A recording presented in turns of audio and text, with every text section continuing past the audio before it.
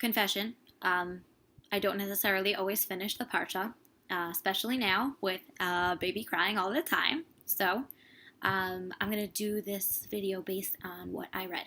Okay.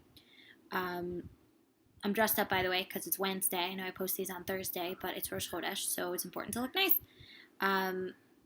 Okay, Rosh Chodesh Elul, fun stuff. Let's all get excited and wet ourselves because we're petrified about the new year. Okay, so Parsha Shoftim. Shoftim is judges, and it says, "You shall not pervert judgment. You shall not take notice of someone's presence, and you shall not take a bribe, for the bribe will blind the eyes of the wise and make the righteous words crooked."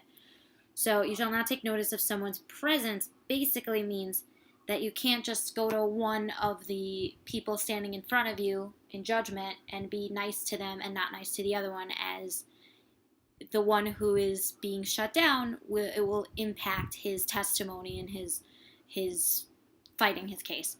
So basically, Rosh Chodesh Elul is here, and we're supposed to do a spiritual accounting in the month of Elul, and not wait till Rosh Hashanah to do that.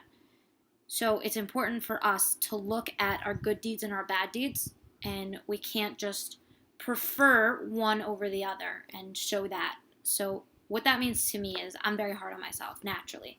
And what I do is I beat myself up about all the bad things that I do, and more often than not, I don't look at the positive things. I don't look at the things that I would prefer to see, and I beat myself up over all of the flaws that I have. And basically what this verse is teaching me, and hopefully whoever's watching this, is that you have to look at everything objectively. You know, you can't just look at the positive and say, hey, I'm in the clear, so like it's all good because I'm such a good person. But most people don't do that. What most people do is they say, oh, look at me, like I really screwed up this whole year, and beat themselves up. And they forget that there are two sides, and you have to look at both sides equally to be a righteous, fair judge. God is a righteous, fair judge. He is the ultimate righteous, fair judge. And what we have to do is we have to emulate that and be realistic with ourselves. Look at our flaws, look at our positives, and be able to give ourselves a realistic judgment. And, you know, if we judge ourselves first, you know, God willing, God will see that and grant us a wonderful, beautiful year. So start judging in the good way, not the bad way that we usually talk about. Okay? Have a wonderful Shabbos, and hopefully see you next week.